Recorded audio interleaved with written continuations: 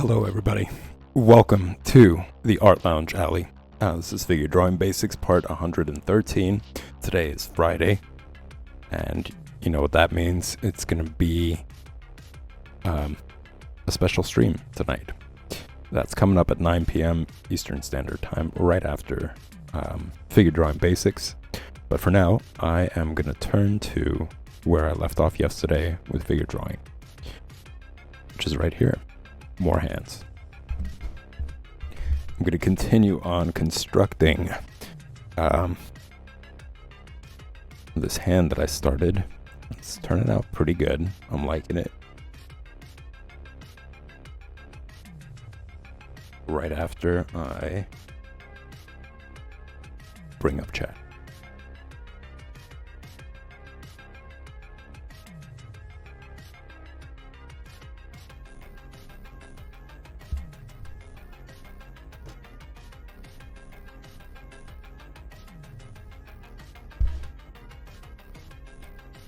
And also change this.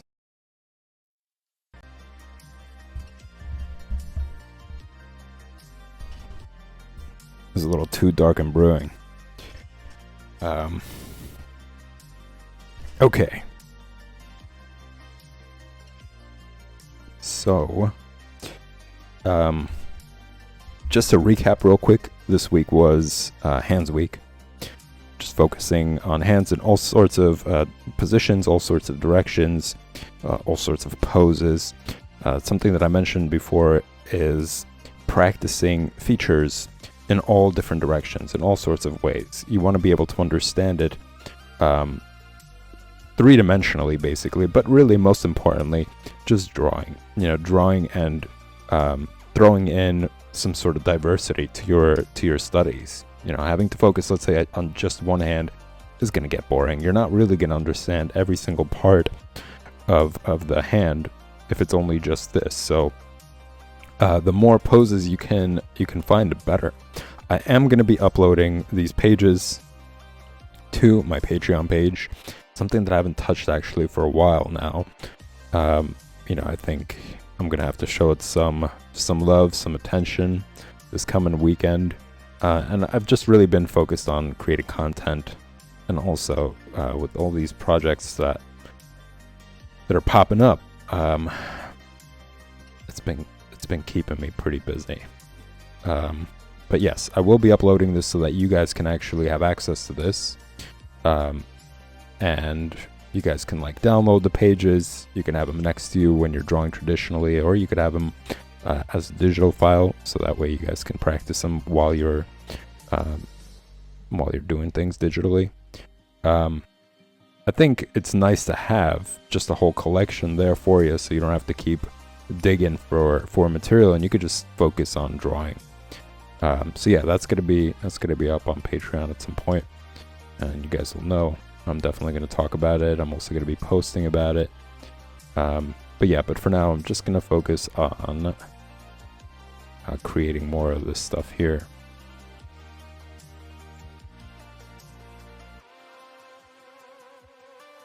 But the entire week, and even the week prior, it was just focusing on how to construct all these, hands. What's the best approach? And something that I covered the entire week pretty much is using the block form to do it. For those of you who are just tuning in for the very first time, I'm going to show you guys exactly what I'm talking about when I say block form.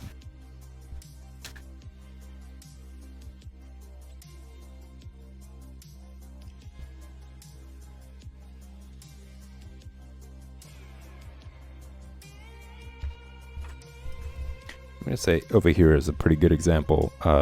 Just sectioning things out, using these simple forms really to define the features, and then from there, which you see, pretty much all of these hands that you see have been constructed using this method. You know, first starting out with a quick sketch to make sure that it all fits within the parameters that you want it to fit in, and then having to go back and start redefining the lines, smoothing out certain sections, as you could see. Is this lead incredibly low? I think so. Just, yeah, it's done. Gonna have to refill it.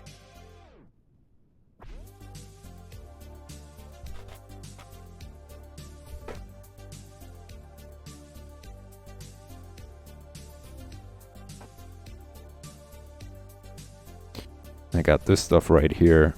Still a bunch left. I absolutely love this blue pencil. I really like the blue lead.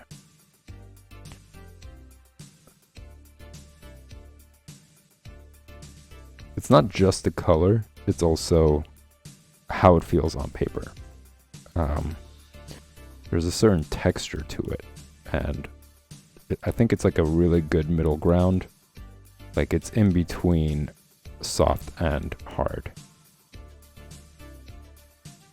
Is this just like really...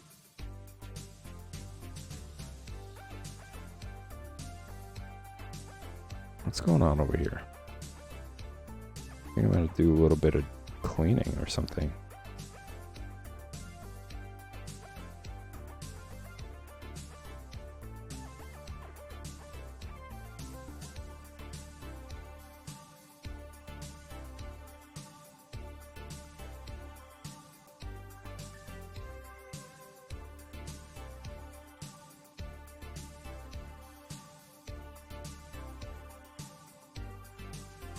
Yeah, I had to push it through. I think it just kind of like broke inside.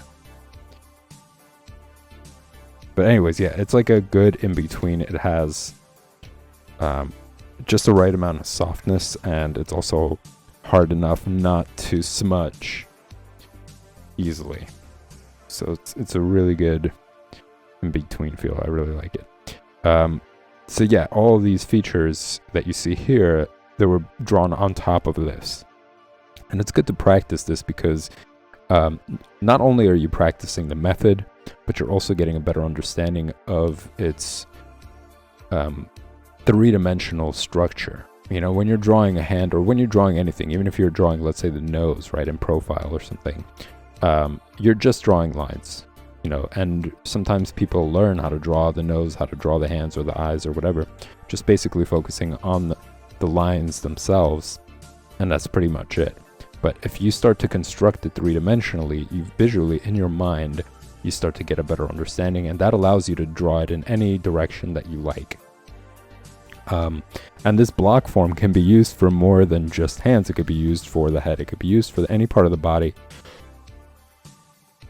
or other subjects as well. If you decide to do like cars, or of course buildings, that's a no-brainer. It really helps you in multiple ways. So yeah, and also it's excellent for things like shading. Once you get to a point where you're ready to shade your subject, having it in this like three-dimensional form gives you a better understanding, or I don't know, I guess reasoning when you're looking at the light source. So if the light source is coming from the top right, you could imagine it hitting certain areas, and then from that knowing like, well, okay, it's not going to hit this area, so this could be in shadow, you know. So depending on where the light source is, you can really start placing the shadows where it makes sense, you know, where it would actually be if you were to look at like an actual hand.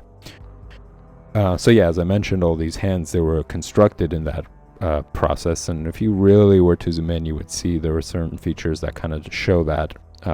You know, I had to press harder in order for you guys to be able to see it, so they're still kind of present there.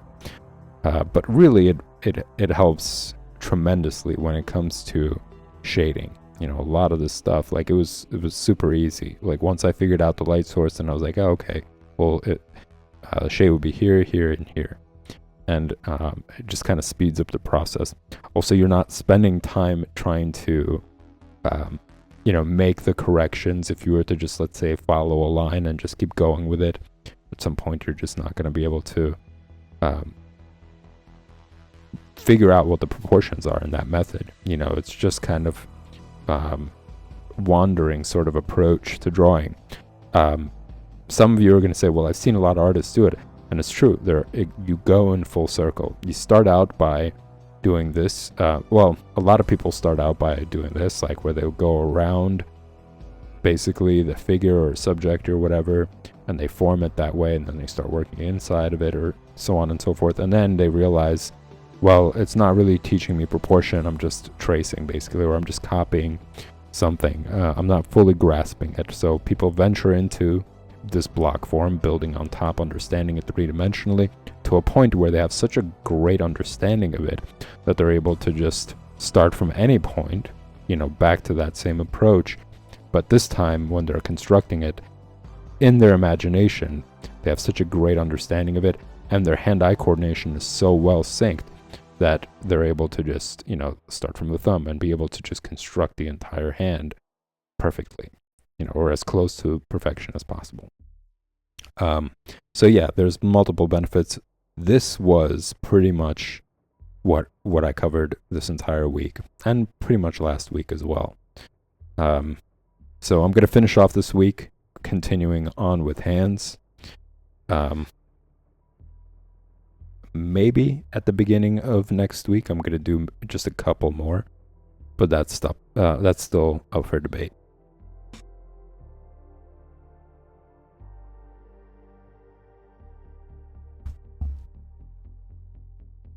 Okay, so going back to this fist right here. So same approach here. I started out by just using big shapes, constructing it.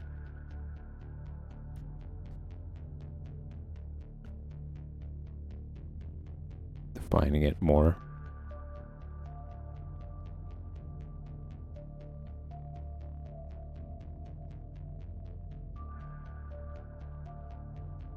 It really depends. Like, if I finish this up pretty quick, which I think, well, absolutely, I'm going to finish it sooner. And that's going to really help me determine whether I'll move on to a different topic or not.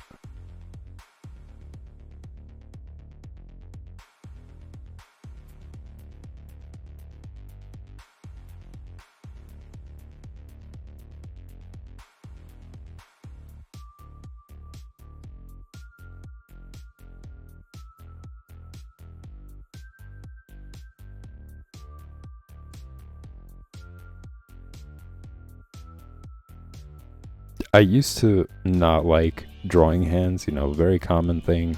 I think it's just some phobia people have because it makes their drawing look bad. I think a lot of people really focus on the face or the torso, just like building up the muscles, or the arms more than they do things like feet and hands. It just looks more fun, right? If you draw a really good looking face, or if you draw a really good looking body, that sounds to be more fun. And I think a lot of people just shy away from drawing hands. But once you understand how to draw hands, it becomes a lot of fun. There's a lot of expression to hands, as I mentioned. Like, there's emotion there. You could figure out the gender. You could figure out this, the age, that sort of thing. Just by how the hands are drawn.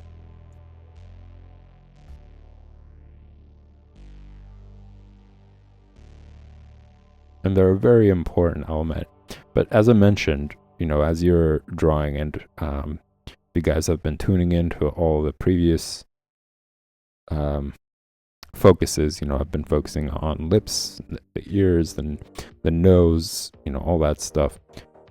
You'll hear me say this very often, that pretty much everything is very important. It's just good to section things out, kind of, and understand them individually, as opposed to understanding everything all at once as a whole and pointing out to you, like, this is important, this features.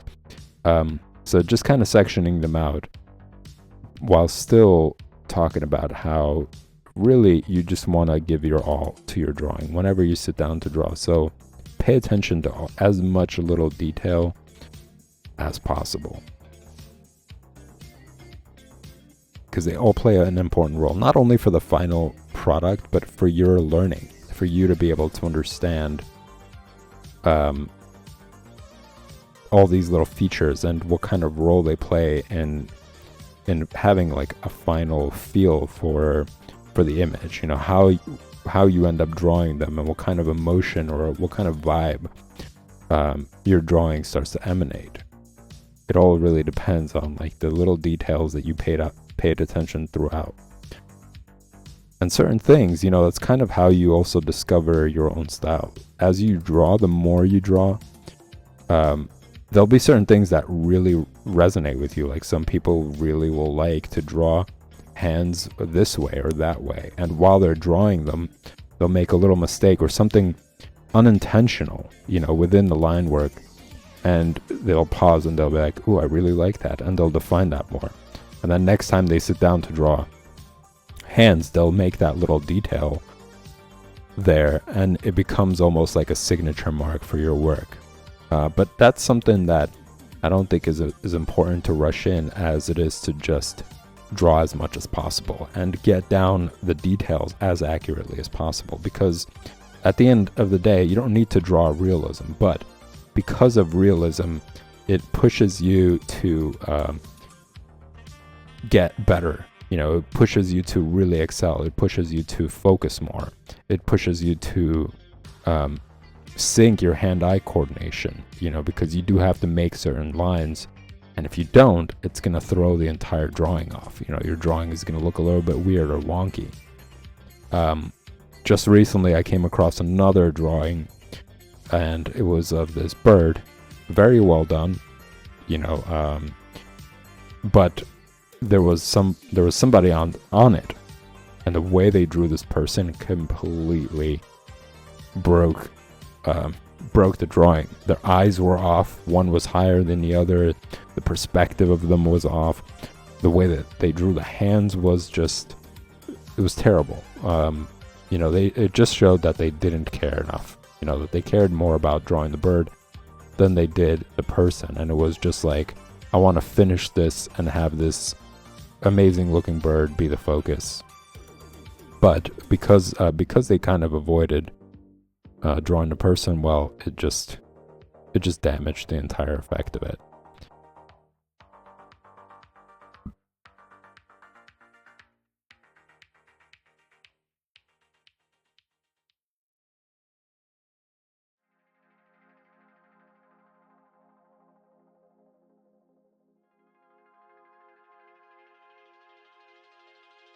Which, you know, basically says you gotta have it all together. You know, you can't try to draw something and then have something else compensate for it. You know, it all has to connect. You know, it all has to be cohesive in order for it to look really well. Otherwise, the bad drawing is going to steal the attention. Everybody's going to be like, "Oh, the way that they drew this person's face looks so weird, so warped." You know, and that's going to throw things off. And it's not intentional. You could tell it wasn't like stylized in any way. It was just this person didn't want to take time to actually draw these features right.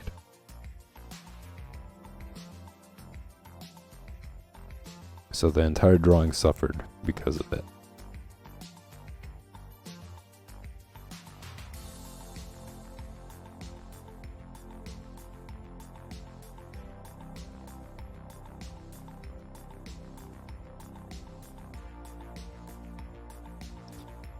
And I mean, talking about this, and then you guys are going to be seeing the special stream tonight, which is going to be more about J.C. Landecker, and I'm going to probably maybe introduce a new artist, depending on how many more images there is left to go.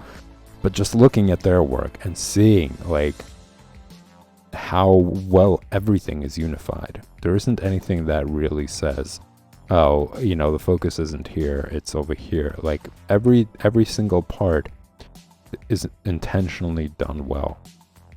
And that's why it's considered to be a really good drawing. You know, it's just their dedication, their devotion to trying to do it.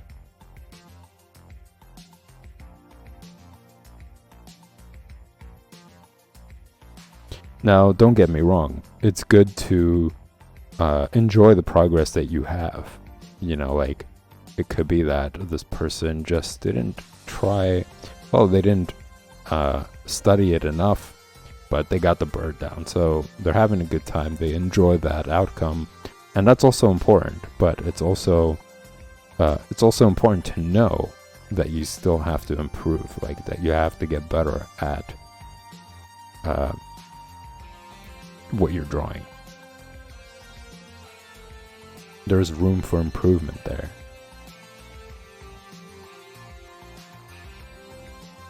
And with that approach, you'll get even more and more advanced with your drawings. You know, you'll recognize, like, at some point that person will probably look back and be like, oh, that's awful. You know, I didn't do a great job, because they've pushed themselves past their comfort zone, and they wanted to learn more, and they wanted to improve on things. So it's finding like a good balance in between both, you know, not being self-deprecating to a point where you don't even want to improve, you know, but also not being overly proud where you're blinding yourself, you know, where you're just like, oh, this is great. And you're taking it on as a style, as opposed to realizing it's not a style. It's just, I don't know how to draw hands, or I don't know how to draw the face in this perspective, you know, and I need to just get better at that. And then once you grasp that, right, like as you guys have seen from other previous examples where I was showing you guys Picasso's work when he was really young, how he studied realism and how he nailed very proportionate and semi-realistic paintings done of people, and then he changed to his style that he's well known for, which goes to show that it wasn't that he was making that style because he's like, I don't know how to draw faces, let me just make up this weird design of them. He actually knew how to do it very well. It's just that he decided to take it to a different level and play around with things, make things look unique, make things look interesting, gravitate the eye to something that's totally different. You know, and because of his advanced line form, because he practiced to get so good at line work and precision and, you know, accuracy and proportion, that brought his skill level to the next level. And that also lended itself into him making interesting choices, interesting line choices, interesting painting choices, you know, all that stuff. So it really benefits to learn from that.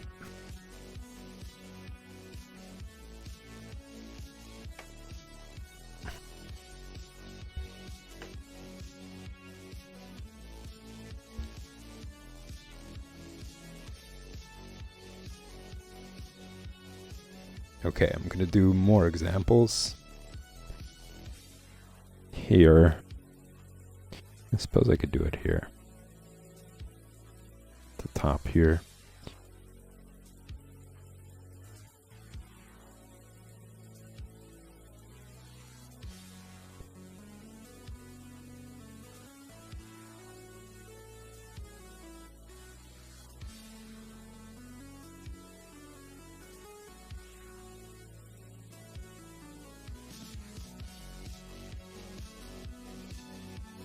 So starting out with big shapes again.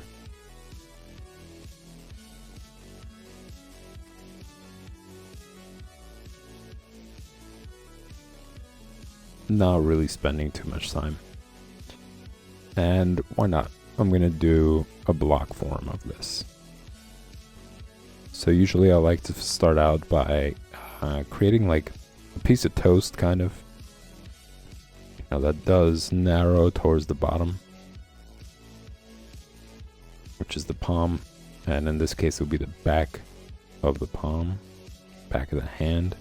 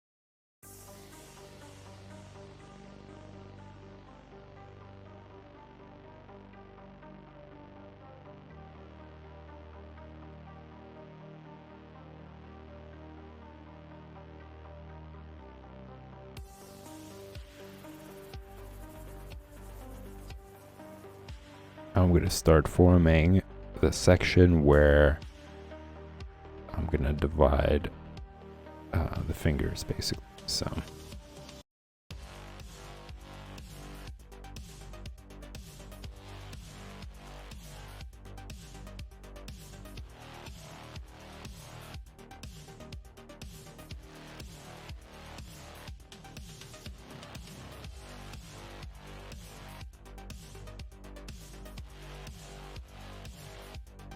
I'm making like 3 basically lines to divide this section here into 4 sections. And then from there, I'm going to build like this building block that I was mentioning earlier.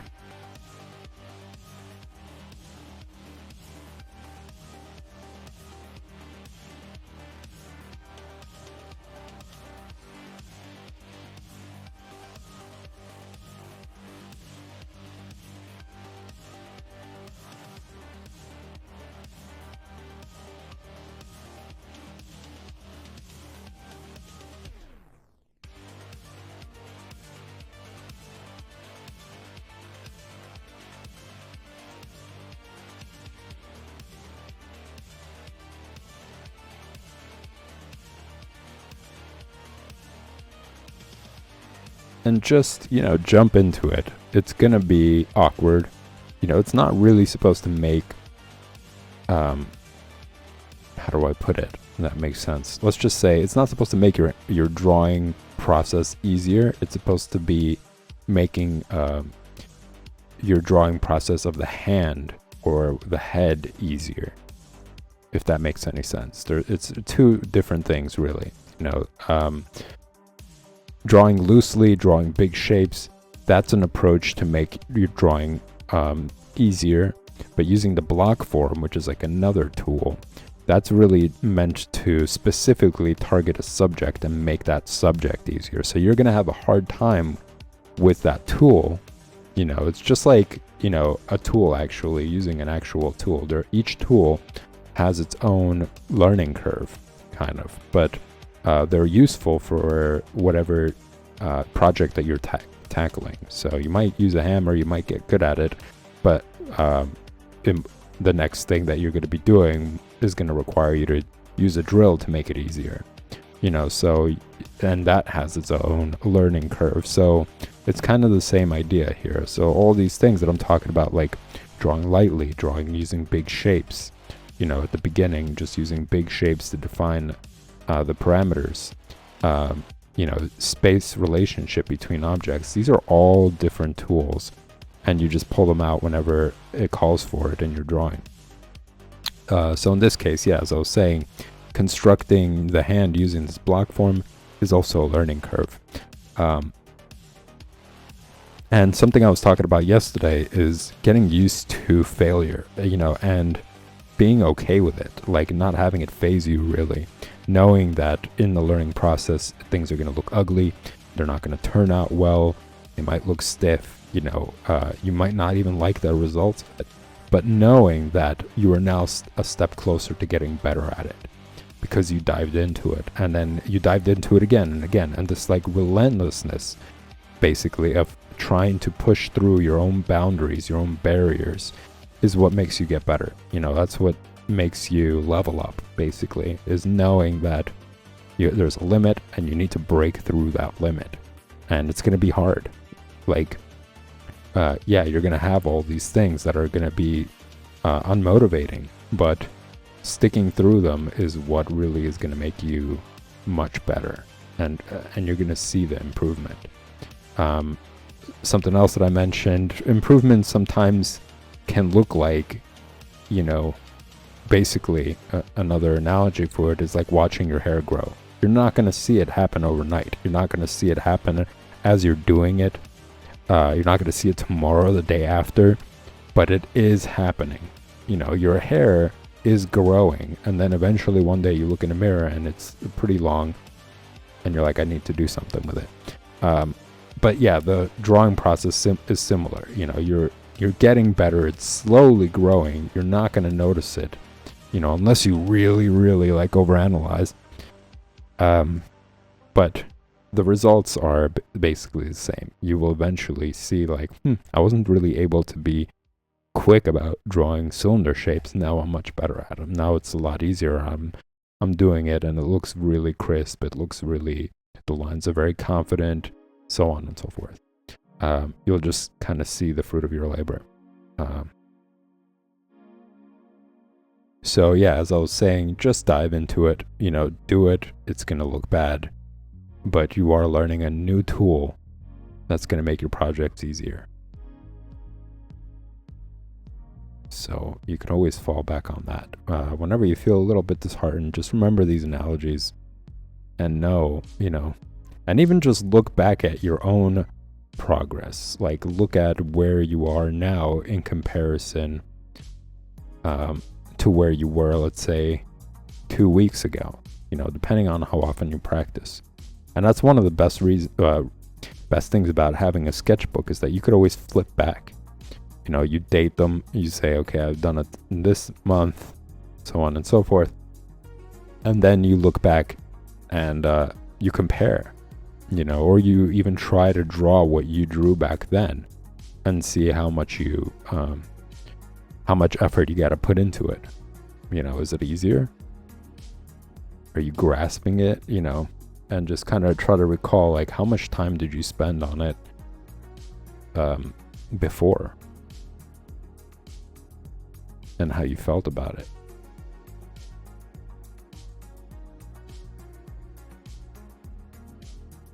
As a way of just like, patting yourself on the back and saying you're doing good.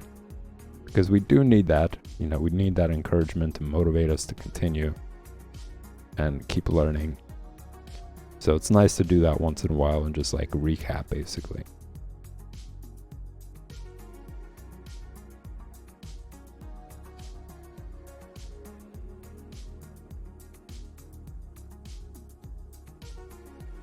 This is nice. I like this. This is Lanai Lookout by Hello Meteor. Let's save this.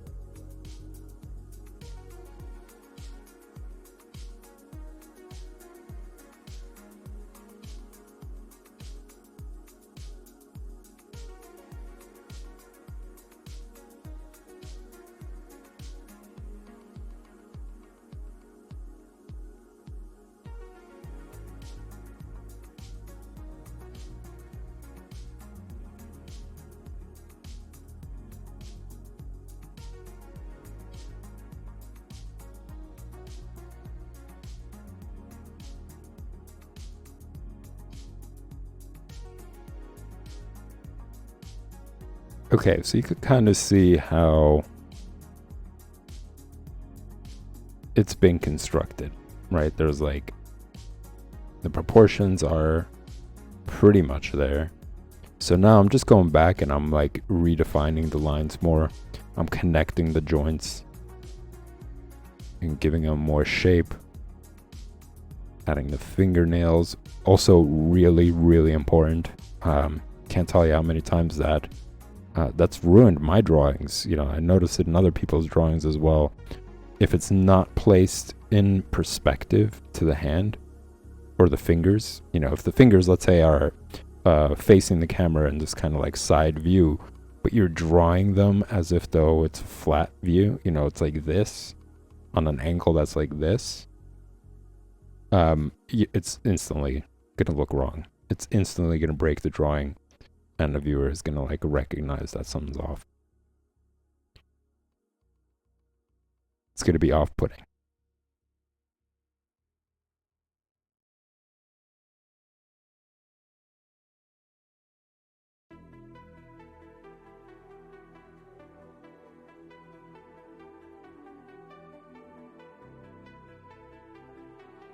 Every time I say that word, I keep remembering Zach Galifianakis Between Two Ferns when he interviewed what's the name of that chick who played the Hunger Games? Anyways, the main actress from the Hunger Games. He was interviewing her, and she was taking jabs at him, and she said, "You." Like, he said something to her, and he was like, "Oh, that's off-putting. You shouldn't do that." And she's like, "You should be off-putting." You know, because he's fat. She was just kind of taking jabs at that. It's all scripted, but it's funny because you could see there's like still an element of, you know, a little bit of, well, like they're jabbing at each other. It's just friendly banter, I guess. You know, they know that it's all scripted. But every time I use like off-putting, I just remember that moment in that scene.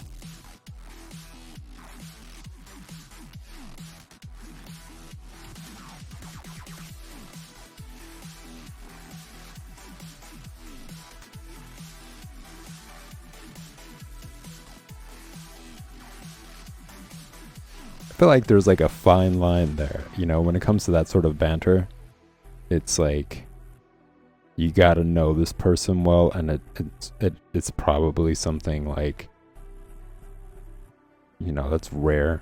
It's not their constant interaction, because that's just incredibly toxic and really annoying to be around people like that. But I think because you know, those people would be pretty nice, or they seem to be nice, it's not as jarring.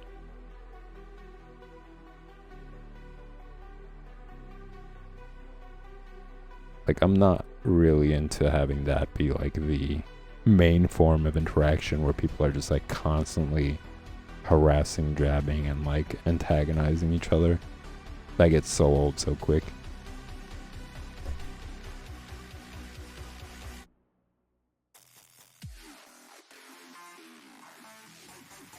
And just the idea of like undermining people is just boring.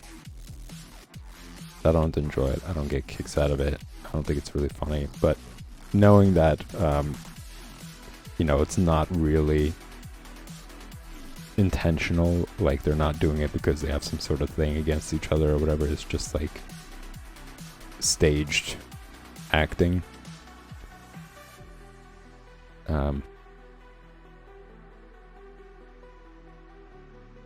I think it's just okay. It's all right.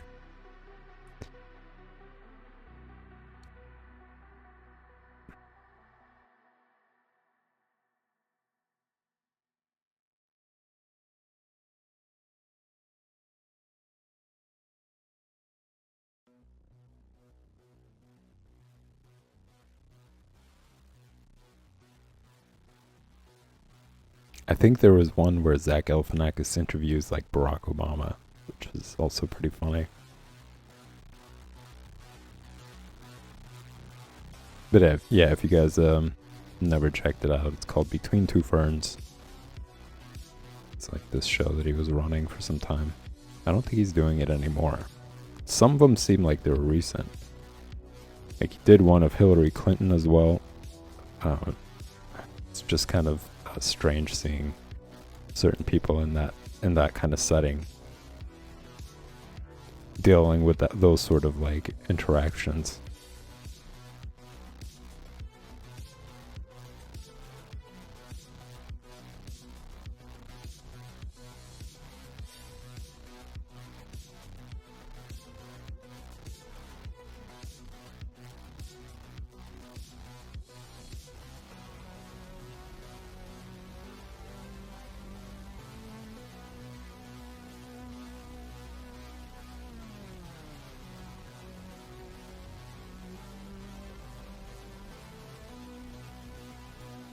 I guess I'm like at a point where I'm like beautifying this image. You know, it's pretty much done.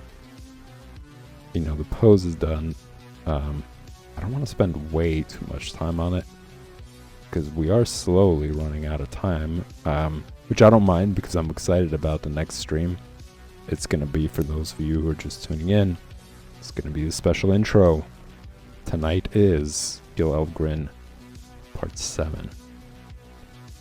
I'm going to be talking about more of Gil Elvgren's influences, one of them being J.C. Landecker, another favorite painter of mine who I discovered through this process, actually. Like, I've seen his work before, I've seen it around, but I haven't really seen like an entire collection. But because of this stream, it, you know, pushed me into diving more into these artists that have influenced Gil Elvgren, and through that I was like blown away at how much I absolutely love some of these painters. Like, I'm not too crazy about all of them. You know, not every single one of them turned out to be my favorite, but I'm gonna say for now, Howard Pyle, his work, you know, his renditions of pirates and his illustrations for Robin Hood, I really liked.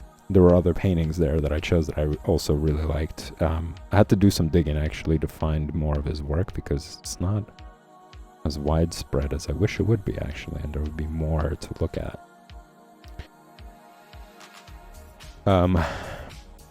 Yeah, Howard Pyle for sure. Norman Rockwell, of course. You guys saw like 3 streams about him. J.C. Landecker, Hadna H. Sumblum. There was also McClellan Barkley. I really like McClellan Barkley's work as well. So a lot of these artists, I had a blast. You know, I actually just miss talking about that, those artists and looking at their work. I really do wish there was some way, like even if there was like a website dedicated to these artists that said if you join and you pay this much, like let's say if you join you pay like $3 a month, I would absolutely do it so that you could get access to all their work. Now, I don't think that $3 a month, $2 a month, or $1 a month really is supposed to be a testament to how hard their work is. You know, it only deserves $1. It's not about that.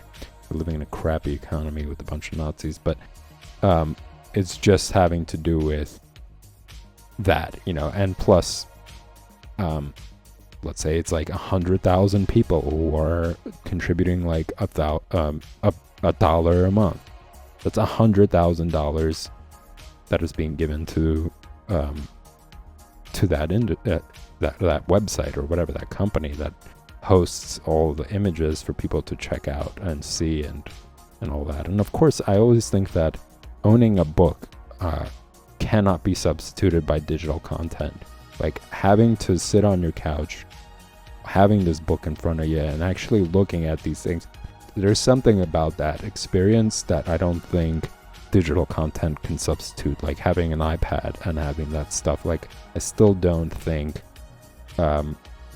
it's the same sort of experience. You know, it feels like, I guess how the best way I could describe it, it's like the content is inside something, you know, and the fact that that content can actually at some point be wiped away or whatever.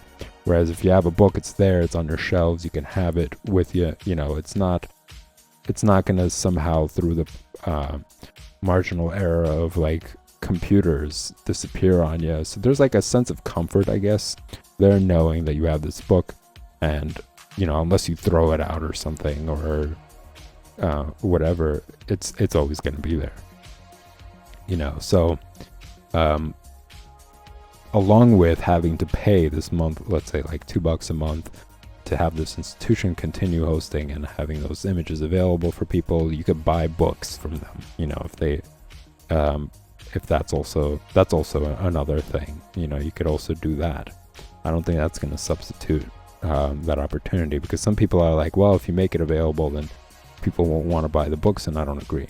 I think, like, I still want to buy a lot of like John Buscema's comics. I still want to buy those books and actually have them. and read them or look at them and observe them. Like I got a bunch of art books as well that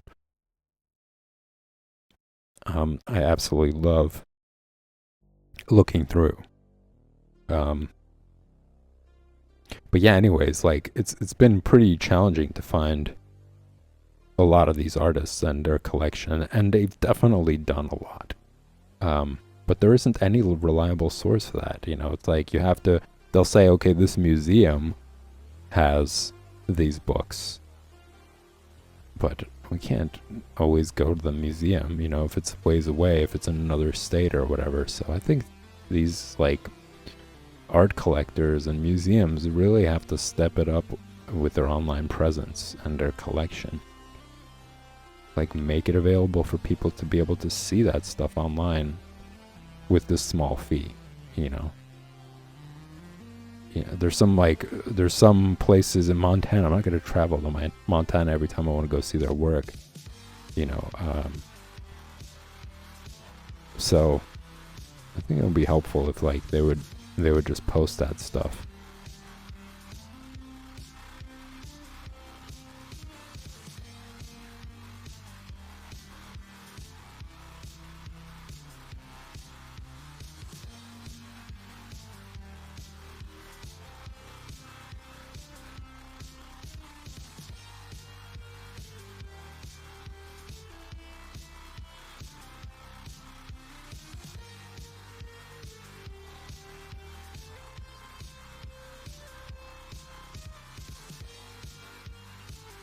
And if like the profits go to the artists, you know, I mean, these artists are long gone, but I'm just saying in general for like other instances, they're making, let's say there's like over 2,000 people or 3,000 people there, and they can afford to give that amount out to the artists as well, you know, if they're alive.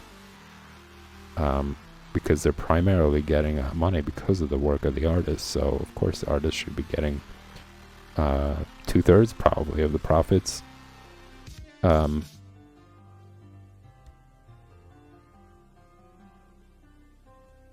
it's like a monthly contribution. So they could like divide things up into 12 months. So like, okay, well, you make this much and then we'll make this much, etc. That way the relationship continues. Kind of like dancing around here as opposed to just focusing on one area. It looks like it's just going to be this. So really today I was able to do this stuff. I'm trying to capture these like really fine shadows. There's something fun about them.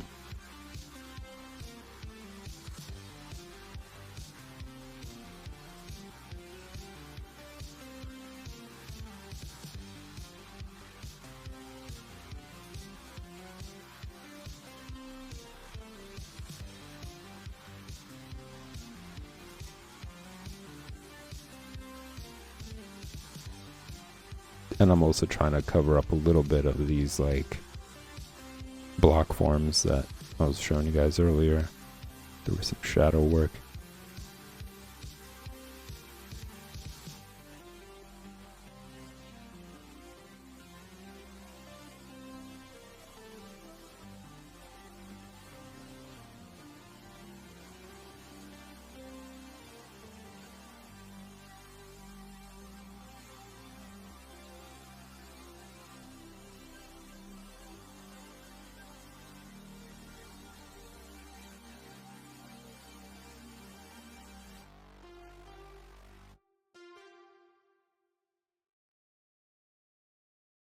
I wish they were like more experimental, maybe, you know, like let's try to make this available. You know, some people, I guess, might argue, well, if we make it available online, then people won't come out to actually see the collection. And again, I don't think that's a substitute. It's totally different experiences. You know, it's just like I was mentioning, looking at a book versus looking at it digitally, especially just being in the presence of the paintings. It's totally different. It's a different experience. But I wish they were more experimental and they would just try it, post the collection online, have this like membership thing that you would pay in order to be able to view the collection, the entire collection of, or let's just say a third, or like half, of their collection online. The other half is only in galleries to get people to come in and actually check out those paintings, and look at the books and buy the books at the place, or have it in the books and have the books available online. I don't know. Whatever it is, I want to have access. Basically, I want to have access and see more of their work. It's kind of frustrating to know that I really like these painters, and some of their content is just reachable by going to these places. I want to see more of McClellan Barkley's work, actually, like a book with his collection. Like, I have a book on Magritte. He's a surrealist painter, and I really loved his work. Also have a book on Dali, another favorite. And it's cool to just sit down and look at that stuff. So it'd be nice to add to that collection another book. And as you guys seen before, it's another special stream, actually, Fluschenfreud. It's cool to just look at that stuff. And it'll be great to see like Howard Pyle's collection, a book of just his stuff. Anyways, I'm getting super excited about talking about this, guys. I'm gonna end the stream here for Figure Drawing Basics. I'm going to be back again next week, of course, same time and place, 8 p.m. Eastern Standard Time. Hope you guys are practicing this stuff over the weekend. I know I'll be. And stick around. I'm going to take a 5-minute break. I'm going to get ready for the next stream, which is going to be talking about all this stuff. I'm going to be talking about Gil Elvgren and all these other artists as well. So stick around for that. And remember, if you guys enjoy this content, just click on that subscribe or like button or any of those things to help the stream grow, reach out to a wider audience so that we can grow this diverse, interesting community of people who like art, who are enjoying all this stuff, who want to share their interests, who want to share their ideas and thoughts and expression. That's what it's all about. All right, everybody. I'll see you in the next stream.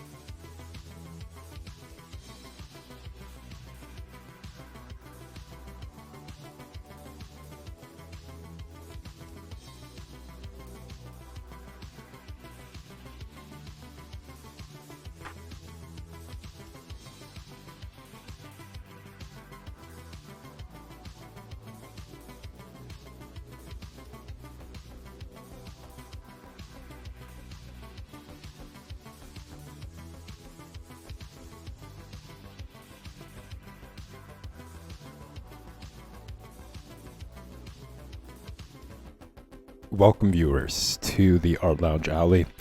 This is Friday night, and you're tuning in to a special stream of the Art Lounge Alley. I'm going to be continuing on with Gil Elvgren, one of my favorite painters. He's an amazing artist. He's a huge contribution to the illustration world, to the commercial illustration world, to pin-up art. I've been going strong for 7 parts now.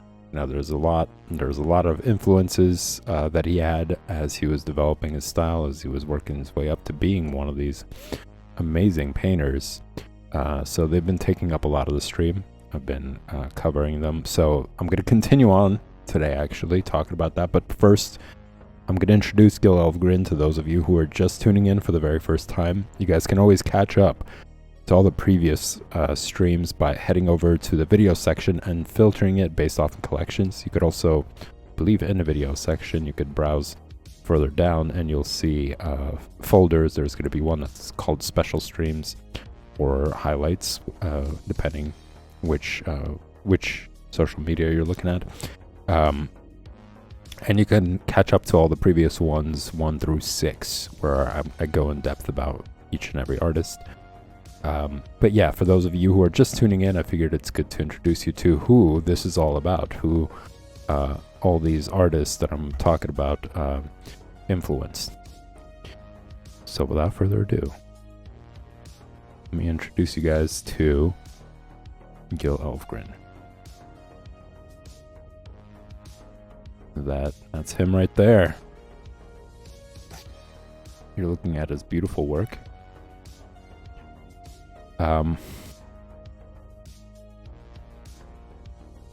So let's talk about him real quick. Let me introduce you guys and give you a better idea exactly before hopping on to all of his influences. So Gil Elvgren, as you guys could see, born in 1914 and was active all the way until 1980, was the most important pinup and glamour artist of the 20th century. One of his most recognizable works is from his Coca-Cola illustrations. I'm going to show you guys. As it goes through, you'll see more. Elvgren's Coca-Cola subjects portrayed the American dream of a secure, comfortable lifestyle, but is well known for illustrations for magazine stories, often capturing timeless scenes that reflected the hopes, fears, and joys of their readers. In the field of advertising, along his Coca-Cola work, he contributed to campaigns for prominent American companies and products such as Orange Crush, Shields Beer, Sealy Mattress, General Electric, Sylvania, and Napa Auto Parts. With his work for Brown & Bigelow, the Coca-Cola, and other national advertising assignments, Gil Elvgren was much in demand as an artist. His time booked up more than a year ahead of his output. Elvgren stood out not just for his painting and advertising graphics. He was also a notable professional photographer. Long before he attended his first art class in 1933, Elvgren had been impressed by early pretty girl illustrators like Charles Donna Gibson, Howard Chandler Christie, Harrison Fisher, as well as McClellan Barkley that I mentioned, N.H. Sundblom, Andrew Loomis, Charles E. Chambers, and Pruitt Carter, all of which you can find these artists by, as I mentioned, heading over to the video section and filtering it on based on collections, and checking out the special stream folder. And you guys can see in the first, I believe it was like the first 2 parts, I talk about all these artists that I just mentioned, and it's a lot of fun. So yeah, going on, early on, Elvgren tore out magazine covers and individual pages bearing illustrations by artists he admired or who interested him, which became his ritual. These pages became a comprehensive collection that would later influence both his painting technique and his approach to particular commissions. Elvgren shared his admiration for the Brandywine School of Philosophy by painting with of painting with Norman Rockwell. The two men first became acquainted in 1947. The development of glamour illustration in the 20th century was the result of an early growth in commercial art, as printing techniques continued to evolve and improve. In the late 19th century, commercial art expanded rapidly to keep up with the demand for illustration in the new weekly and monthly periodicals and magazines. Within 10 years of Pyle's teaching, Pyle's first published illustration, the American public was introduced to the first real pinup. This idealized all-American creation, blending the girl next door with the girl of your dreams, was called into life in Boston about 1887 by the pen of Charles Donna Gibson. Yeah, you guys can see that that was just the early period for pinup art, for glamour art, basically, and he was at the forefront of it. He really brought it to the next level. As you see, Charles Donna Gibson, if you guys go back to those parts, you'll see how all of them did have their moments in history, depending on the style, really, and some of them actually pioneered the style that went forward, the glamour style, or what fashion would look like. A lot of them had some influence when it comes to that. So same thing with Gil Elvgren, and this book that I have. This is actually why I'm talking about all this stuff, because I want to show you guys this collection. This book has all of his work that really goes from like the early 20s maybe, or 30s, all the way up to the 70s. So, and you could see the progress in his work, and you could see the style of the times as well, which is really interesting. You could see this like gradual progress, and each period really did have its very unique sort of appearance.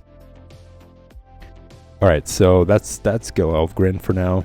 I'm going to be talking about more about Gil Elvgren as I move through all the other influences, which I'm getting to right now. J.C. Landecker, another really amazing artist. Let's see, is this short enough for me to be able to... No, not really.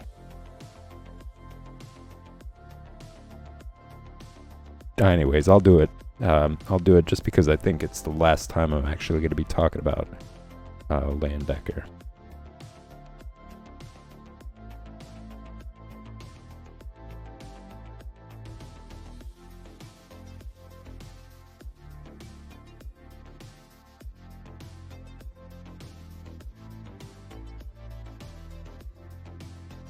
Okay, so J.C. Landecker was an illustrator and was considered to be an outstanding American illustrator of the 20th century. He's best known for his poster, book, and advertising illustrations, the trade character known as the Arrow Collar Man, and his numerous covers for the Saturday Evening Post.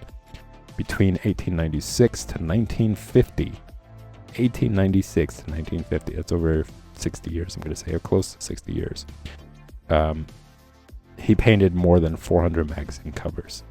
During the golden age of American illustration, for the Saturday Evening Post alone, he produced 322 covers, and many advertising illustrations for its interior pages. No other artist, until the arrival of Norman Rockwell two decades later, was so solidly identified with one publication. He virtually invented the whole idea of modern magazine design. So this is the illustration that I stopped at last time. Beautiful work. I'm not going to go too much into it. I'm going to move on to the next painting. You guys can catch up on this one in the previous stream. So, as you could see, like, I think when it comes to influence on Gil Elvgren, I'm going to say J.C. Landecker's influence really comes in from the vibrance of his colors. Just looking at this, he really makes these paintings pop out. And it's also with his brilliant use of white. Like, he really knows how to use it in a way that just pops the image out more. Something that is very common as well, if you notice from the other paintings, is he uses these black lines. Very simple, geometric sort of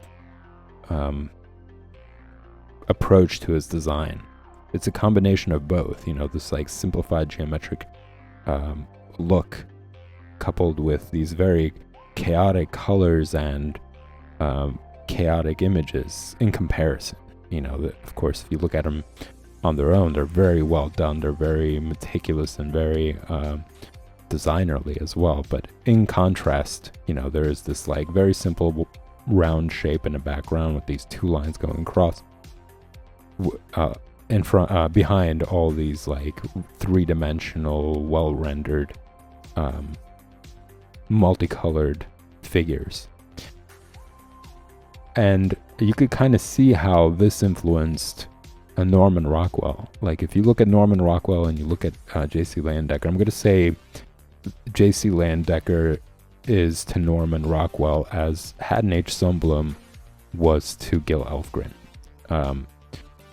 You could see the heavy influence. In fact, the last image that I left Norman Rockwell on was something that looked very much like J.C. Leyendecker. Like the design of the face, the way the face looked, how he even painted that painting resembles the style of J.C. Leyendecker.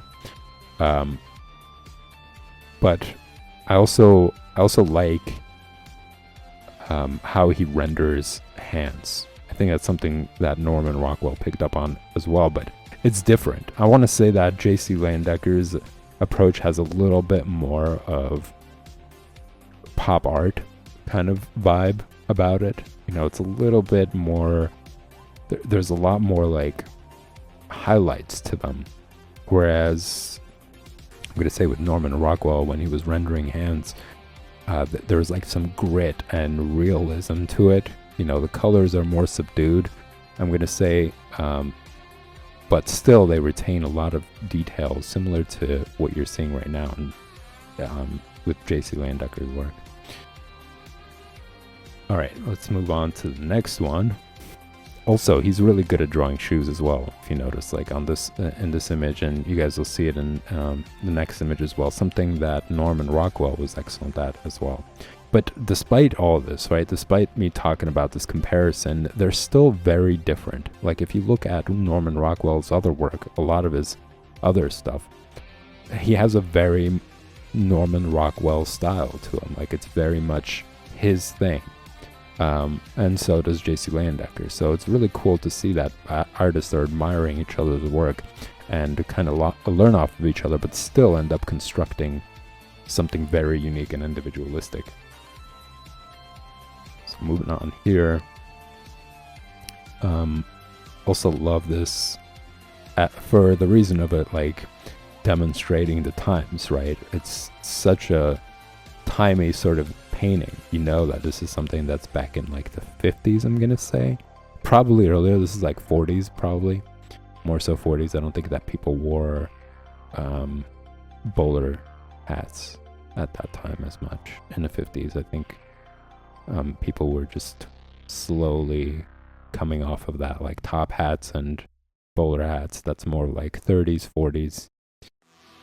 Less so 50s. I think people started focusing on hairstyles more during the 50s than other periods. But yeah, that alone, I think it's really, really cool. And also, what I like about his work is how he chooses colors, but they're still unified. That there's like this red, white, and yellow. And that's also present in other areas as well. Like, there's that white in the background. There's the white of his collar shirt. The red and yellow in the tie. The red and yellow of the bellhop, I guess, holding the flowers. There's this like unifying sort of element to it. And also contrast, right? Because of that white in the background. both of the characters pop out a lot. Once again, he combines both of those things as well, using geometric shapes as well, like that rectangle doesn't have much purpose other than for that contrast. Again, having to have these like very straight geometric shapes coupled with these complex lines and like organic nature of pretty much both, like the figures themselves and the flowers as well. It's like a combination of orderly with a little bit of chaos. I really like that as well. And the colors are, even though they're different and there is vibrancy to them, they're still within the same tonal range as, like, let's say a suit and the skin color. Like, it's not completely like incredibly sharp and vibrant and kind of focuses, like your eye doesn't like dart exactly towards the flowers. Your eye just kind of wanders around the entire painting, so there isn't anything that steals the focus completely. And I really like that. I like how he's able to do that. That is a skill. That is something that you acquire. That's not, I don't think that it's like inherent in some way. You do that by just practicing over and over and over again, experimenting, getting better at it. Anyways, great stuff. Moving on to the next painting. Beautiful work. Again, I'm going to say there's a lot of emotion here as well. That's something that's great. I really like how when you're looking at the face and you're looking at her, like pressing her face against her baby, you could see how even the face features kind of take shape to that, right? So it gives it even more of a connection between the two visually. Like, it's not just, her face in profile with the baby up close. It's like he makes sure to focus on that little bit of detail, like the angle of the nose, kind of. You could see that it's because she presses her face more on the baby that it's pushing her nose more towards the camera, which I think is pretty cool. That's also a very clever way of giving the image more of like a natural vibe, natural feel to it. But there's something that's what I also really like about his work, and as you guys have heard saying that, his work alone was a huge contributor towards like advertising and the style of magazine editorials. Let me just look over that real quick again.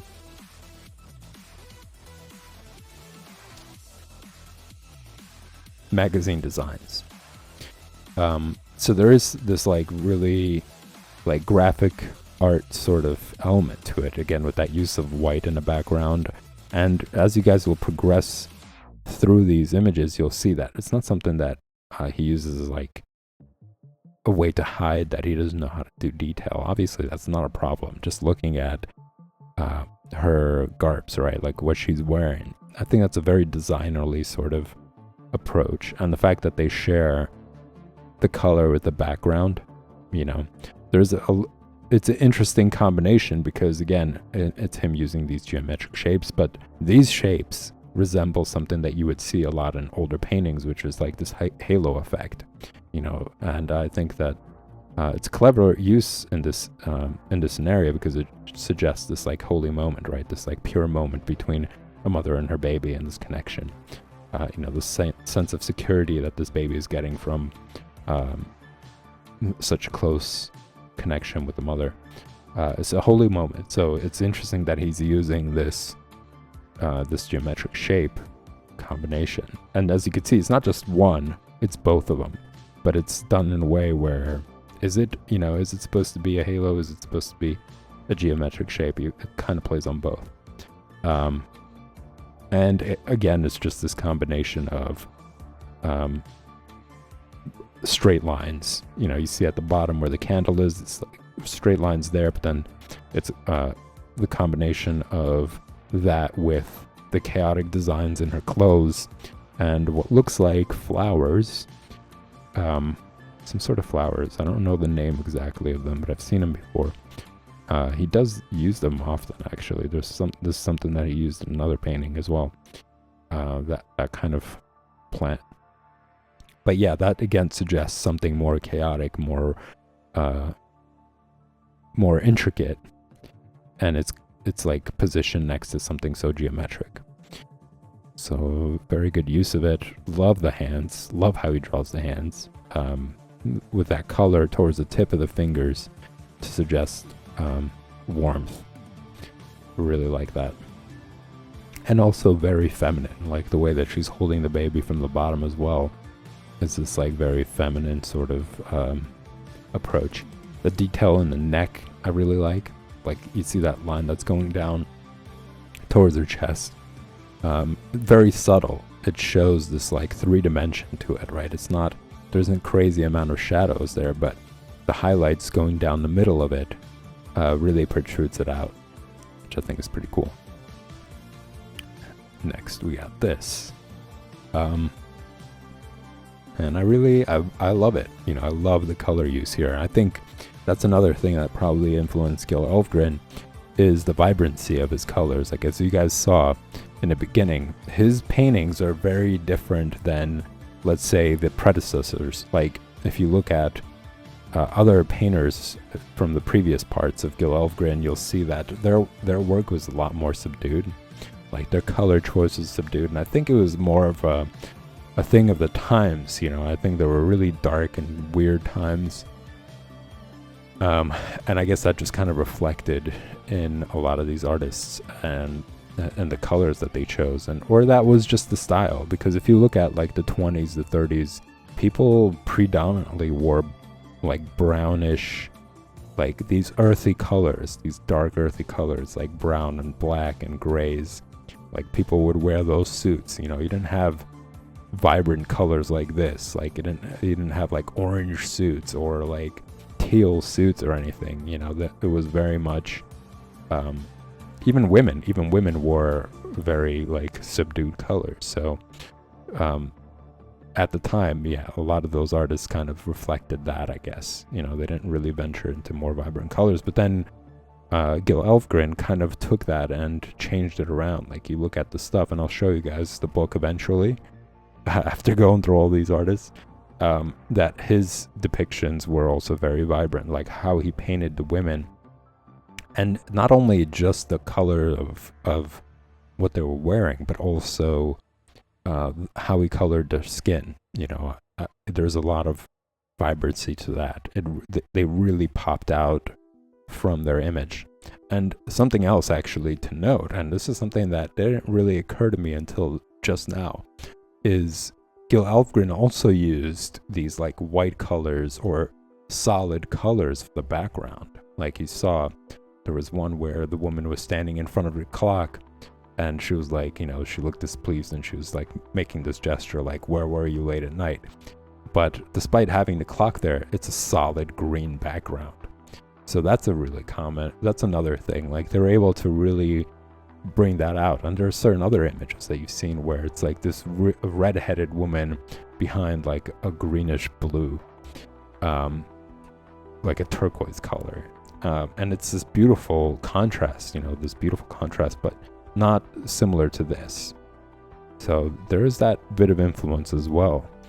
And I'm going to say the way that J.C. Leyendecker also pops out as figures, you could see like almost all of them have this very strong presence in the painting. Whereas I want to say Harrison Fisher, for example, I'm just calling that name out from memory. I'm going to say his work was more like the figures were very much blended in with the backgrounds, or close to that. They weren't as vibrant, I'm going to say, as this. All right, so just looking at this topic again, beautiful rendition of the hands, both hands, actually. I really love it. I love that it's a bit exaggerated too. Like you could see that it is very stylized, despite it being very well rendered, right? And there's a lot of detail to suggest realism. The colors that he uses for the fingers is also pretty stylized. It kind of signals this idea of like what your hands would look like if it's cold outside. Certain parts would get really red, but in this case it's more of like a natural skin color. it's like orange, I guess, to the next level. The same thing with his face. So it is kind of stylized. It's kind of used for designer purposes as well to kind of work with his outfit, I'm gonna say. But I absolutely love it, and I kind of see like comic book elements. Like I could see how people are using this as a way of rendering things. Like it reminds me a little bit of Adam Hughes, just a tiny bit, and how he's painted his superhero figures and poses and such. I'm not really sure if that it was intentionally like influenced by J.C. Leyendecker. You know, I'm just, I guess, recognizing similarities here and there. But anyways, going back to this, I really like how he created these folds as well. They're very natural. There isn't anything stiff about them, but yet you could tell that there is complexity to the folds. You could tell where it bends and where certain like areas drape over, but very naturally. I've seen people do stuff like whether it's capes or something of that nature, or just folds on clothes, and there's stiffness to them. But the way this is done, it's like a good in between of like a stylized version and more of like a natural rendition. Yeah, cool stuff. I like the character as well. Let's move on. Now this I've seen other people actually borrow from, like this not exactly the same figure, but the person walking in this manner, in this profile sort of manner, using the geometric shape again in the background. Like I've seen that in a lot of recent artists as well, kind of borrowing this element. But take a look at that hand, right? The bottom left. It's insane. There's like so much detail to it, and there's some roughness to it. I guess to just suggest how much labor this person has saw. You know, his hands really have been busy.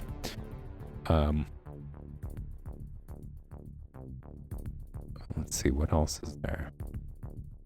Well, it's like it's also that combination of realism and fantasy. I want to say, like, there are certain realistic parts to, let's say, the pants, but it's just teetering on like realism and fantasy a little bit, I'm gonna say. And I really love that. I like how it just combines that, both of those things so well. Same thing with like the folds on his shirt, and, on the sleeve, I'm gonna say, like, it's also really well rendered, but there's style to it. It's not exactly hyper realistic, but it's realistic enough to kind of push in that direction. Just not completely. He's really good at playing that middle ground. And also the face. I mean, incredible emotion there, right? I think the same thing there. There's something that's a little bit exaggerated, and I'm going to say it's within the chin, but it's rendered like areas around the nose, around the eyes, even that just a little mark, I'm going to say, on the eyelashes to show this sort of reflective light that's there. I think that's a really important detail. It pops out the eye more. But yeah, him just like rendering that part and giving it so much attention balances out with other elements that kind of suggest more of like a comic bookish vibe. Very strong composition. And also the body language as well. You know, I think something sometimes people lack when they're trying to show, let's say, movement. You know, they pick certain frames of the body and its motion that might not be as appealing or show as much action. Really, that's the word that I'm looking for.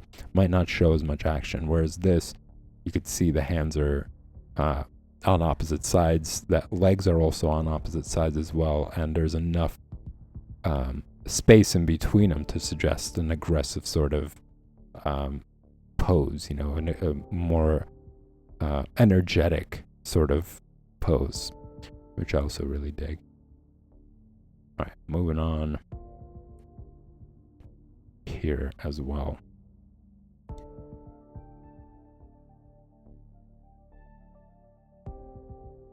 So cool composition as far as, again, really detailed, chaotic sort of lines on the figure himself. But you could see this like cross-hatching sort of that's done in the background to, I guess, juxtaposition both once again, and using the lines, the horizontal lines, going across as well. And I think it's so fascinating how just those two lines can push the figure out more towards the viewer. You know, if you remove them and just have this white background, I don't think it would have the same sort of effect. Also, just incredible use of brush strokes. Like if you look at his jacket and certain areas, it's not completely filled, but he made just the right strokes, like just a couple here and there, and that was enough to pop it out, you know, or to give it some dimension.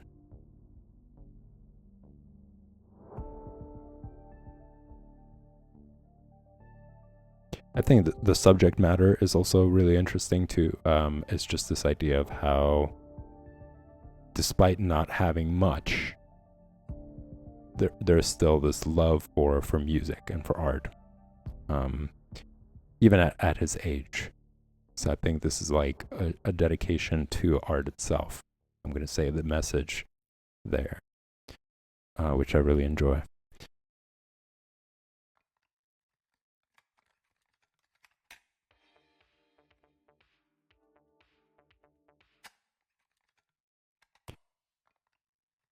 Here, I think the lines are very expressive. That's what I really like. I'm not a huge fan of baseball, but I really like the pose. I like the action within the pose, and I also just like the expressiveness of the lines. So, and there's a good mix there. You know, the cross-hatching in the background, it suggests a very like ecstatic sort of moment. You know, there's a lot of energy there, and it kind of works well with the pose itself. You know, the anticipation and his like readiness to take on whatever is going to happen. It kind of works well together there. And it's just also within his pants, there's like so many chaotic lines there, and it's not completely rendered. It looks like there's just been some elements here and there. But for example, his fingers and his hands basically are so well rendered, yet they still kind of work with the rest of the body. You know, you're not just saying, oh, the hands are the focus here. It all works, you know, it all is connected. And I think the socks have something to do with it. As little as that is, the socks do have something to do with it as like a unifying element where you're not just staring at his hands and, you know, parts of the face or whatever. You're kind of taking the figure in as a whole. But still really well rendered. I really dig it. There's a lot of stuff that could be included, but he, just similar to how John Buscema, I think, draws, where he makes the right amount of lines to play that middle ground of realism and fiction. You know, you could see that there could be more lines to define, let's say, the sleeve of his jacket or the sleeve of his shirt. The same thing with the pants, but there's just enough to show action, to show diversity in the lines, you know, to make things a little bit more compelling, and yet not going overboard into like hyper-realism. Even by the external lines, you know, around the pants, the leg of the pants, you could see that it's kind of tittering on both like realism and kind of more illustration / comic book vibe. Moving on to this. I think this image also highlights the uniqueness of his style. You know, how he's painting them, it kind of looks like, And honestly, I just now I remembered, I don't think this painting is exactly his. Like, I think somebody actually played around with this, because that background is so smooth, but it kind of works. Like, I think that's one of the reasons why I first accepted it as his painting. Because if you look at his other ones, right, it's like the previous ones, there's like that solid background that's present all the time, that solid white background. So I think this, because it's so solid, but it smoothly transitions from blue to yellow. Just kind of works.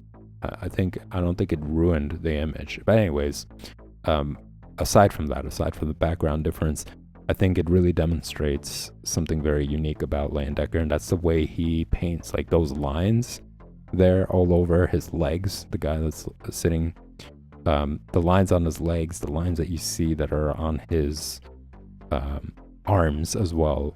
There's something very much Leyendecker about it. Even in her face, like if you look at the forehead, that's not hair, it's just how he decided to like fill in that area using these like etchings sort of to do it.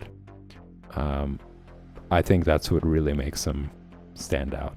And he combines both so well, because it kind of breaks that realism, but at the same time it doesn't, right? Like how he renders it, and notice like the direction of those lines. So like looking at the guy's leg, right? The, I guess, left leg from our view, the lines that he's making, they're in the direction of like the roundness, so it gives it dimension. It's not just straight lines, that he's using to like etch any sort of shading or color or whatever. He does it in the direction of the perspective, basically, and that's what gives it this like popped out sort of look. And the same thing with like his right leg. You could see that there's a peak, there's a place where there's a lot of light hitting. Like the peak of that muscle is getting a lot of light. And it's also rendered underneath of it to have some dimension.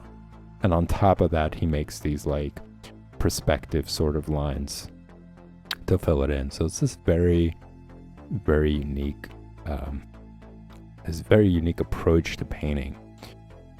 But yeah, despite that being in the mix, you look at their faces and they're still very realistic. There's something about them that kind of calls out to you, and it like connects with you as a viewer, I think, which is really, really cool. No problems with anatomy there, as far as like the figure and both her, how she's positioned, and the hands in perspective. Excellent. Beautiful rendering of the fingers as well. It's very, very expressive. There's that femininity to it, and sharpness. I don't know. I guess it's kind of hard to describe. So, for lack of a better word, I'll just say that.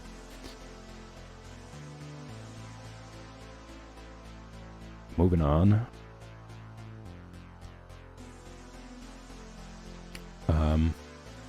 I love the grittiness to this. It is really gritty. I guess it's obviously, it's a bit, it's sad. It's a sad image of somebody who's homeless, and they're just looking at whatever is going on, really. I'm going to say it's something having to, I guess, be appealing to a passerby, and they're like, should I take this with me? Is that something I'm gonna use? But I love the rendition of it. Like looking at the jacket, there's like so many tiny little elements there. Just little dots and lines that he uses, along with this very well rendered three-dimensional look to it. And once again, a use of white as the background, so you could see that along with this very well rendered, even like the saw itself and what the log is on, and the log itself, like very realistic look.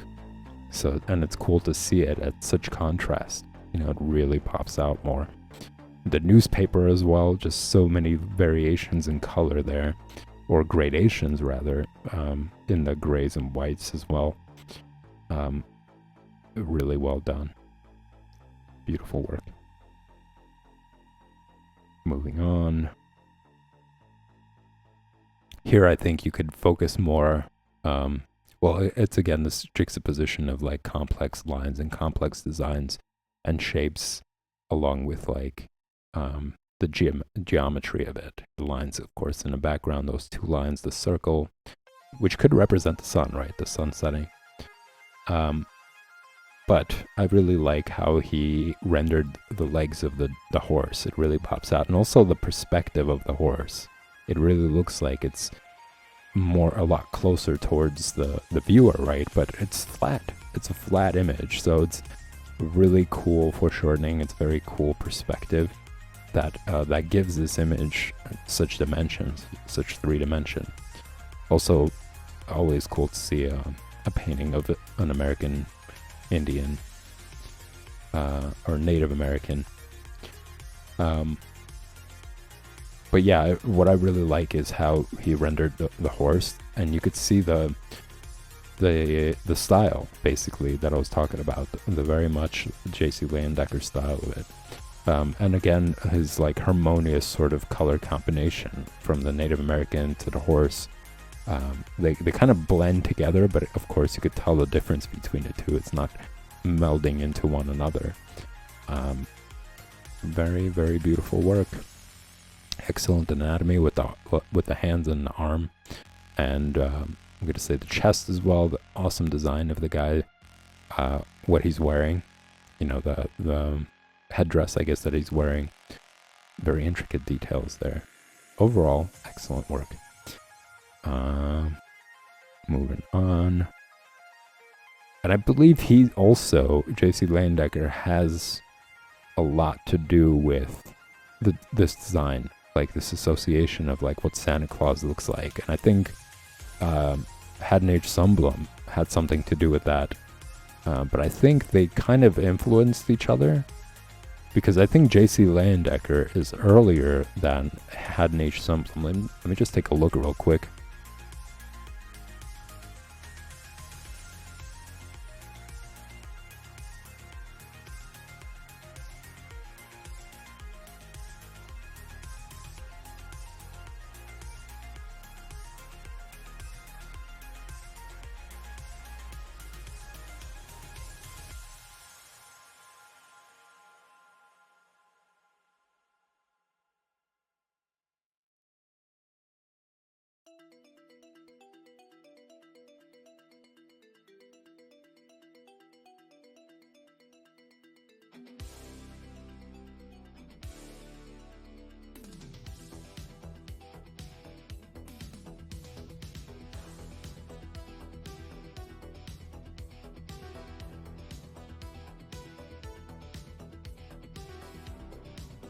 I'm gonna say Haddon Sundblom. I didn't write down the age. I'm gonna say he was more of the early 1900s to like mid 1900s, like 1964. Like he went up to 1964, whereas Leyendecker was 1951. So I think that J.C. Leyendecker was really laying it down for the design, and maybe Haddon H. Sundblom just kind of took it and improvised to make it look his own in some way. I'm probably going to read through the text, and we'll get to the bottom of that later. But once again, just very contrasting sort of looks. You got that really white background, but you could see that the Santa and the kid, they're kind of in like a shadow or like a darker room with like exaggerated light. So it's kind of cool play on light source there. It's kind of contradictory to the background. You could see that there's a shadow that's being formed to the background. So there's really exaggerated sort of light source, but at the same time, it looks like they're next to like a candle or a fire of some sort, right? So it's like a little bit of both there. And that's kind of cool. That's actually eye-catching. I think that's what makes it eye-catching, as well as like, look how white that, I guess what looks like a drum, right? It looks like something like a drum with other instruments around it. But I think it's also suggestive to like the idea of like it being a holy moment again, right? And this is somebody who is considered to be like a holy character, someone who's going around the entire world delivering presents and making kids happy. So I think this is like a play on that object. So maybe a drum, maybe it's supposed to be a halo, with the instruments next to it to kind of play on that a little bit, trick the eye, if you will. So, all right, just looking at things like the hand, right? Amazing, once again, beautiful rendering there. Very characteristic. There's a lot of detail going into both hands, actually. And I really like how he rendered the hair actually on both. Like, I like how he did it on the kid. It's not crazy amount of detail, but just enough to suggest realism and style. And then looking at Santa's beard, there's like so much complexity in the colors there, as well as the lines, actually, both. There's a little bit of both. And also how he rendered the face, like the nose and eyes, just paying attention to that is so cool. There's also a wide mixture of colors there, and that transition from like a little bit of a dark red to how shiny his cheek looks, how shiny his nose looks. I love it. He does have that, actually. That's another very characteristical part about him, is that he gives a lot of shine to features like hands. Like the hand looks almost like it's kind of like glass, but not really. You could obviously tell, or it's like a little greasy, I'm gonna say.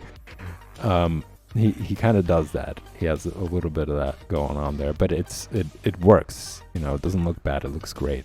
It just pops out the characters more. Okay, move on here. I think this is similar to the painting where I left off last time. And it's just like a very timely sort of example. I really like that about it as well. And his work kind of is in that interesting area, right? Because he was born in 1874. So you get to see the style that he saw of his time growing up, as well as like the boom of the 19th century, like how the style really did transition a lot, considering what they were wearing in the 1800s to like 1920s, 1930s, where all the I guess bourgeois sort of elements to their dressing style was toned down a bit. And I think this picture kind of shows the in-between of that a little bit. You know, the I guess the lavishness of her dress, but at the same time the upper part being a little bit more simplified, suggesting the edging towards like more of like Art Nouveau era, you know, that sort of time period, that sort of style. So it's like a little bit of both there. And once again, play on light source, because you see the guy and he's wearing a black suit, right? Tuxedo suit. But is blending into the background so much. You can't really see what's going on, yet their colors are so vibrant. Like her skin color looks as if though there's some spotlight directly on her, but yet there's nothing in the background that's visible. So again, this like play on extremes between the two. And I think, yeah, that's Arrow dress shirts and collars. Like, I think there was another painting that he did, which he was very well recognized for, the Arrow Root Man. And I think that was earlier in the image, or it might be going further in. Love the hands. I like how the hands are positioned.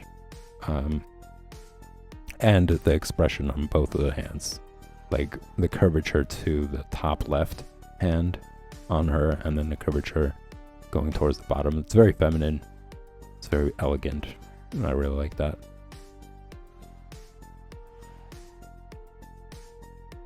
Here, this is an interesting sort of comparison between men of the times, right?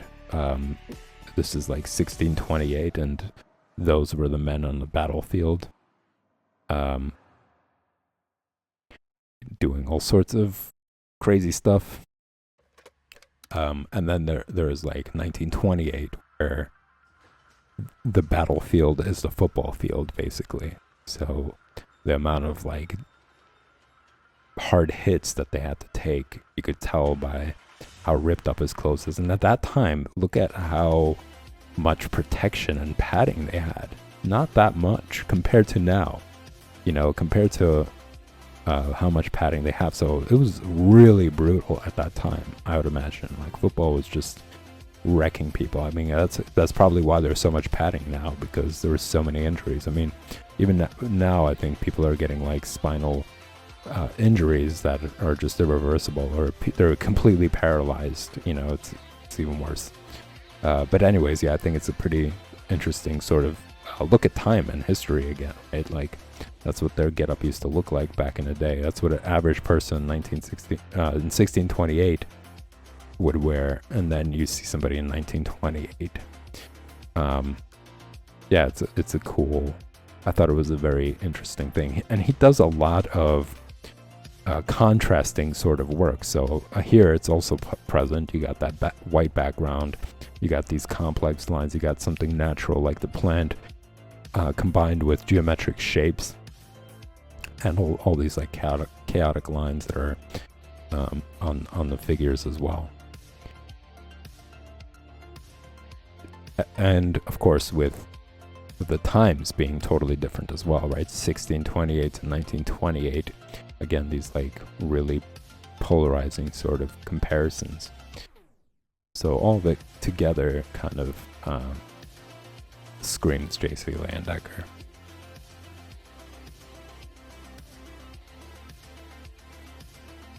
Here, this is something that's a lot different than, like, in comparison to the other one that we saw where they were dancing in a ballroom, right? This is something that's also a change of time, where you see the colors that are so vibrant as opposed to like that black and white and sort of solid, simplified version. But I really like the composition here and the use of color. And again, this is more designerly than anything else. Like, it's not as, I guess, suggestive, but to look at it from like an interesting perspective, you could see that maybe it's just this combination of somebody who feels, I don't know, as a gesture, and he's in love with something that is so beautiful and elegant and, I don't know, angelic. Let me just say that. So it could be this idea of how somebody feels like a fool, yet they're totally in love with something that they're mesmerized by, or they don't feel like as if though they kind of fit in with them, suggesting by it's like his kneeling in a way, right? But mainly I really like the color choice here and the vibrancy of the colors that he used. Really cool work.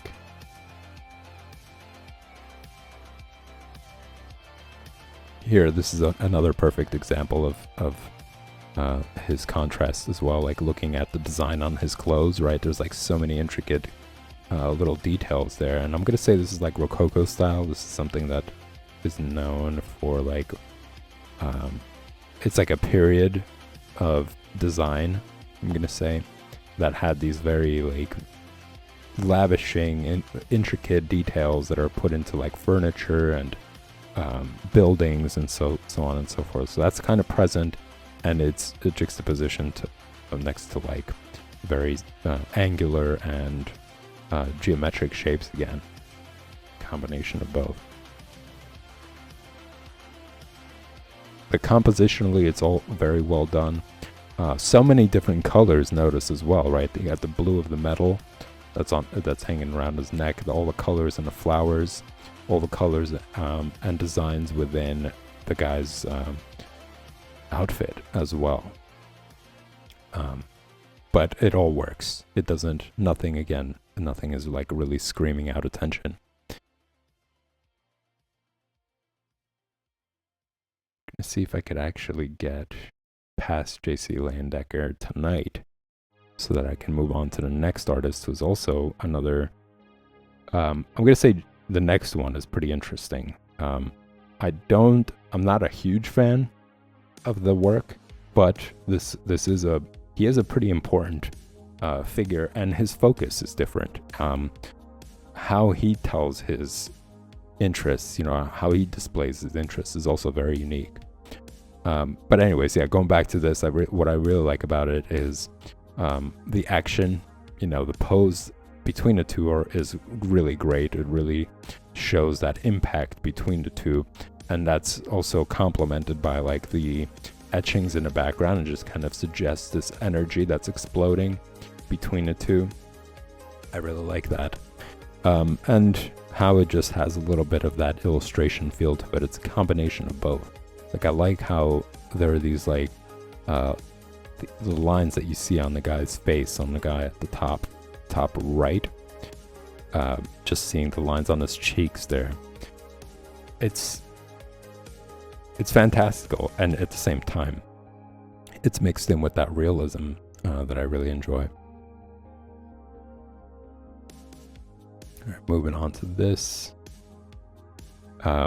This is just purely about face expression, just how well he was able to capture that, and how characteristical these features are. From the hands to the nose, it looks like a lot of fun to draw. The eyes and mouth, all that stuff, and I really like the little white marks that are around there, because it's stylistic, but it's also making sense to the area to suggest that this guy's like scruffy. There's some bit of facial hair that's growing in, but there's fluidity to it as well. Like, I really like the fluidity to the hair, and the natural poses of the hands, so the fingers. That's really well rendered as well. It's not complete yet, it's so alive, right? There's not that much detail, but everything that is present on the canvas has such liveliness to it.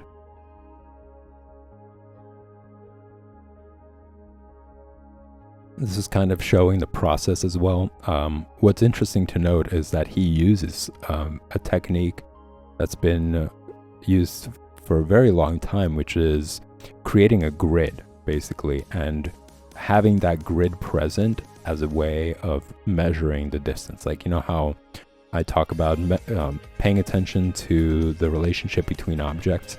Well, this is kind of what this is. You're paying attention to the distance between that very outer edged line that's going down and like the toe, and that's kind of useful for the subject that you're studying as well. So what they would have is they would have this kind of like net, right? Or they would have this transparent grid, and it would be at a distance, and it's going to be in front of the subject. So let's say there's a guy and he's actually playing this guitar. There's this like net, let's say on rollers, and he brings it up to that person, and that net presents like this grid. And then they create that same grid on their canvas, and they're able to actually have more of an accurate sort of rendition. It allows them to make sure that things are proportionate. So, for example, you see how his head is kind of in that square, right? Well, probably that grid that I was talking about that's on wheels, that's in front of the subject, it's probably in that square and on that grid as well. And it's a lot easier to look at just that little square section and compare everything in relation to all those lines and get that accuracy, as opposed to just kind of freehanding it. So it helps the process, it speeds things up a little bit, and that's what you're seeing right here, that you're seeing that grid system. And that grid system has been used for centuries. It's not something new. to that period of his paintings or anything. It's been, I don't know, can't really date it, but 1400s for sure. It was used during that time period as well. But yeah, it's just a cool little sketch, sort of. It doesn't look like a sketch. It looks finalized to me. You know, you could see him practicing the hand as well at the top before he actually like committed to a certain look. And there's something about his painting that also is a in between of like pastel, right? His style, that's kind of, I think what's cool about it is that how he paints also tricks the eye to believe that it's a different medium, that it's not actually oil, that it could be marker, it could be pastel, it's oil, you know, or it could be digital even. Like looking at that white, it's so vibrant, you know, and how he was able to go and paint the subject within it. It's just something that I would see when it comes to digital. And at that time, it wasn't even a thing, you know, so he wasn't actually able to like mimic that or suggest that. So maybe he was just like ahead of his time. But obviously, he was, you know, he presented a new style of design, basically, that a lot of people, even to this day, are borrowing from that. Like I still see like modern artists who are kind of taking that on. Anyways, cool little glimpse into his process, into some of the things that he was doing. And that's pretty much it, ladies and gents. That was J.C. Leyendecker. I hope you guys enjoyed it. I absolutely loved it. Every moment of it. I know I'm going to miss it too, and I'm going to move on to the next artist. I'm going to be looking back to this because this is an experience. This is not something that I'm going to be, you know, talking about or showing you guys every day or, you know, anytime soon. This is just another moment. So I'm a little bit sad. I'm excited, and at the same time, I'm a little bit sad that I'm going to have to, going to call it a finish line for J.C. Leyendecker. If you guys want to see more of this stuff, you know, if you have like some sort of attachment to any of these artists, you know, throw it in the chat. Send me a message. Say you want to see more of this work, and I'm going to do more research and find other illustrations that I could bring up and talk about and discuss. But yeah, just send me some feedback. Let me know what you guys think, if you want to see more of this work or not. So just a quick can't talk. Been talking all stream. Just a quick sneak peek to who you're going to be seeing next. It's going to be, should I actually reveal it? Should I show you guys who it is, or have you guys wait and see? I think I'm going to have you guys wait and see. It's going to be interesting. His work is also really unique. His story is also really unique. So I'm going to be introducing you guys to that next Friday. So Friday comes around, new special stream. Make sure you tune in then to find out who this next artist is. Thanks for joining me, guys. Thanks for tuning in. I hope you guys enjoyed this as much as I did. If you did, just remember to hit that like and subscribe button. Send me your comments. Share your thoughts. And yeah, I hope you guys enjoy your weekend. Hope you're practicing. Hope you're putting in the time to improving your craft, drawing and painting. This is meant to really inspire you guys more than keep you at awe. All right, everyone. Thanks for tuning in, and I'll see you Monday.